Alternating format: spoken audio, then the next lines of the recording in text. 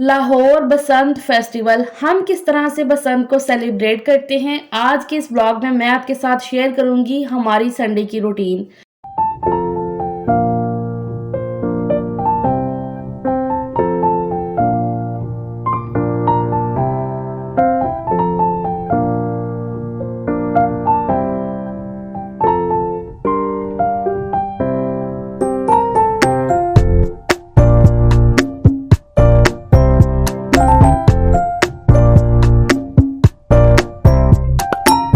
अस्सलाम वालेकुम, क्या हाल चाल है, कैसी है मेरी प्यारी सी यूट्यूब फैमिली। अल्हम्दुलिल्लाह जी मैं बिल्कुल ठीक ठाक हूँ, अल्लाह का करोड़ों बार शुक्र है। ये संडे का दिन है और अभी सुबह के 10 बज रहे हैं और हम लोग लाहौरी होते हुए भी बसंत ना मना के कपड़े धोने की यहाँ पर तैयारी कर रहे हैं। जी हाँ। आज बसंत का आखिरी दिन है, खैर पहला भी हो आखिरी भी हो हमें कोई इससे लेना देना नहीं है, हमें अपने काम से लेना देना है। अच्छा जी, यहाँ पर तैयारी शुरू हो गई है पूरे कपड़े धोने की, अभी सिर्फ कपड़े धुल रहे हैं और आपको पता है संडे को हस्बैंड घर पे हों तो वो लाज़मी मेरी हेल्प करते ही करते हैं। तो यहाँ पर फिर थोड़ा लेट ही उठे आज हम, तो आ गए हैं छत पे और कपड़े वगैरह जो है ना धोने हमने शुरू कर दिए हैं। सब लोग जो है ना बसंत मना रहे हैं, अपनी छतों पे चढ़े हुए हैं, गुड़ियाँ उड़ा रहे हैं, रातों को भी पूरी ऐसे आवाज़ें आती रही हैं, लेकिन भई हम बिल्कुल नहीं मनाते हैं। मुझे 1-2 कमेंट भी आए हैं कि भई आप लाहौर में हैं तो क्या आप बसंत नहीं मना रहे हैं, बसंत फेस्टिवल नहीं एन्जॉय कर रहे हैं? तो जी बिल्कुल भी नहीं, क्योंकि हस्बैंड को ज़रा-सा भी इंटरेस्ट नहीं है इसमें, ना ही वो कोई ऐसा शौक रखते हैं। पतंग उड़ाना तो दूर की बात, बल्कि वो इस एक्टिविटी, इस गेम को काफ़ी बुरा समझते हैं। वो कहते हैं फ़रा एक चीज़ जो आपके लिए किसी के लिए जानलेवा हो सकती है, वो कहाँ से अच्छी हुई ना? तो ये बिल्कुल सही बात है। तो इसलिए सालों पहले भी जब बसंत को अच्छे से मनाया जाता था तब भी, और आज सालों बाद भी अगर ये फेस्टिवल को दोबारा से मनाने की इजाज़त दी गई है तो तब भी। मतलब बिल्कुल भी उनको ज़रा-सा भी इंटरेस्ट नहीं है और अल्लाह का करोड़ों बार शुक्र है कि मेरा सजील भी ऐसा ही है, क्योंकि ज़ाहिर-सी बात है बेटा अपने बाप को देख के सीखता है, बेटी अपनी माँ को देख के सीखती है। तो उसने ये सारी चीज़ें देखी भी नहीं है और अल्हम्दुलिल्लाह से उसको कोई इंटरेस्ट भी नहीं है इसमें। आगे चल के इंशाल्लाह होगा भी नहीं उसे, बाकी तो हमारा लाहौर लाहौर है भई। ख़ैर कपड़े धोए और फिर हम आए नीचे, नीचे की भी क्लीनिंग मैंने पूरी कर ली थी। फिर उसके बाद फ्रेश होके तो अभी मैं आई हूँ किचन में। अब दोपहर का खाना और नाश्ता ज़रा इकट्ठा ही हो जाएगा। ऐसा हुआ ना कि सुबह उठते सार ही 1-1 2-2 ब्रेड के स्लाइस हमने खा लिए थे ब्रेड जैम के, तो ज़रा आसरा-सा हो गया था। तो फिर ऊपर बैठे-बैठे हमने सोचा कि चलो अब मैं नीचे जाके ना सीधा खाना ही बनाती हूँ। लंच प्रॉपर हमने क्या करना है वो तो आपको मैं दिखाती हूँ, उससे पहले ये ज़रा हरी चटनी की रेसिपी आप देख लो। इतनी ये कोई मज़ेदार बेहतरीन सी चटनी बनती है ना, कि मैं कहती हूँ किसी भी चीज़ के साथ आप खा लो, आपको मज़ा आ जाएगा चीज़ को खा के। यहाँ पर इस प्लेट का आप जल्दी से स्क्रीनशॉट ले लो।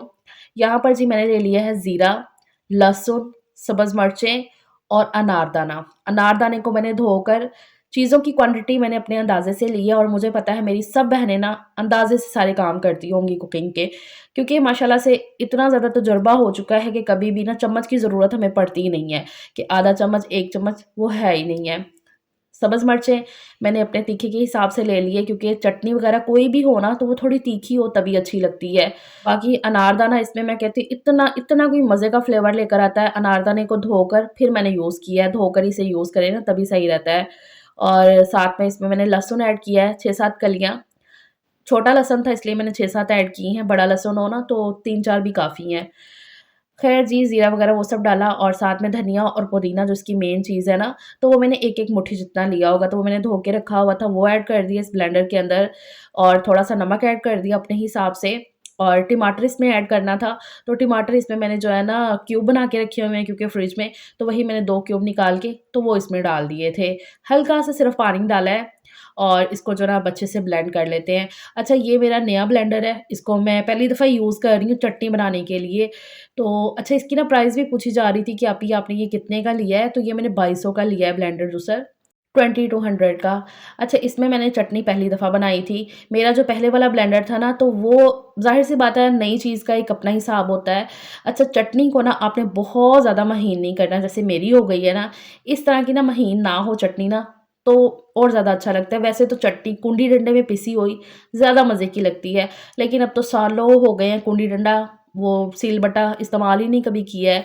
तो इस तरह से ब्लेंडर में भी ना मैं क्या करती हूँ कि ना बहुत ही थोड़ा-सा पानी डाल के ना, तो ज़्यादा नहीं चलाती हूँ, तो वो ज़रा दरदरी सी रहती है, अच्छी लगती है। लेकिन इस दफ़ा ज़रा ज़्यादा होगी, क्योंकि मैं ज़रा पहले वाले ब्लेंडर के हिसाब से ना मैंने ब्लेंडर को चलाया, तो नया ब्लेंडर था और ये ज़रा ना मुझे उससे ज़्यादा अच्छा लग रहा है, क्योंकि वो मैंने जब पहली दफ़ा भी यूज़ किया था ना, तो इतना वो नहीं था।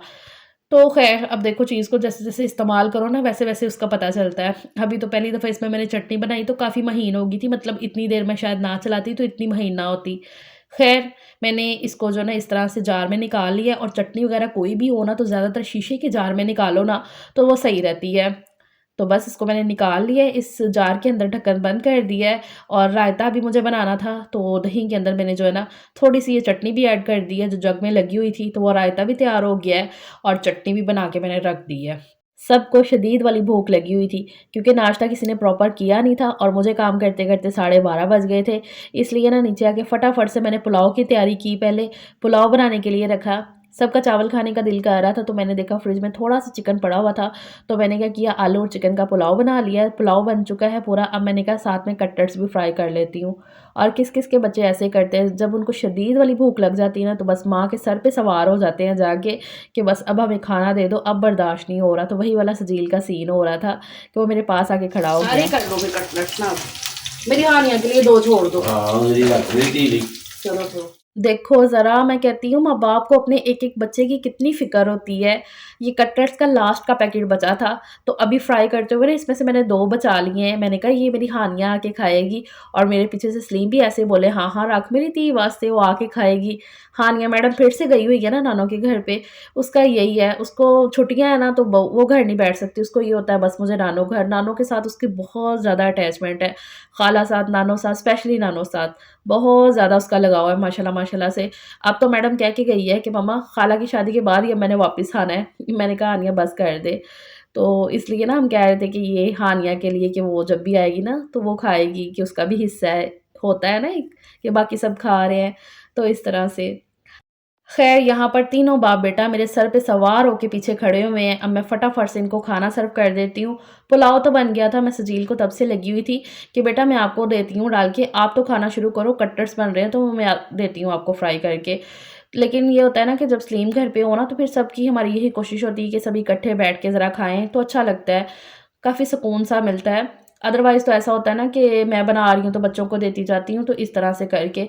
लेकिन छुट्टी का दिन हो इस तरह से तो फिर होता है कि सब बैठ के अच्छे से खाएँ, अच्छा लगता है। ख़ैर जी, ये है मेरी प्लेट। अच्छा ये जो नया चावल होता है आपको पता है ये खिला-खिला नहीं पकता है, ये हल्का-सा पिच-पिचा-सा होता है, लेकिन नहीं इस तरह से खाने में मुझे बड़ा अच्छा लगता है ये पका हुआ। मेरी फ़ैमिली को इतना ये कोई पसंद नहीं है, लेकिन मुझे अच्छा लगता है।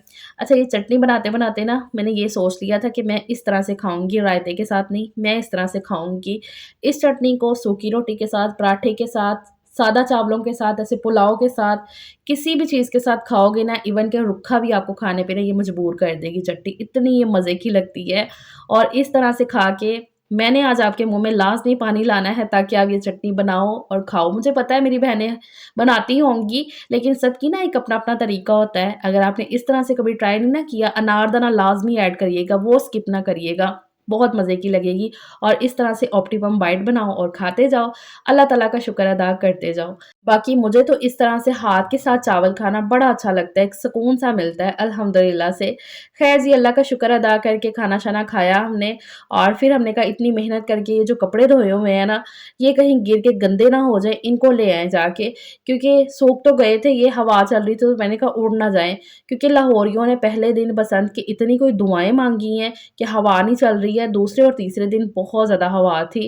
ख़ैर अब तो ये लास्ट दिन था संडे का दिन बसंत का। अल्लाह ताला अपने हिफ्ज़-ओ ईमान में रखे हम सबको, अपना करम-ओ-फ़ज़ल रखे हम सब पे। ख़ैर-ओ-आफ़ियत से बोलो ये कैसे भी करके ना, ये फेस्टिवल बसंत का इख्तिताम को पहुँच गया है। और हमारा ये व्लॉग भी। आप सबको आज की ये रूटीन वीडियो कैसी लगी है मुझे लाज़मी बताइएगा। अगर अच्छी लगी हो तो लाइक, शेयर और चैनल को सब्सक्राइब करिएगा। अल्लाह हाफ़िज़।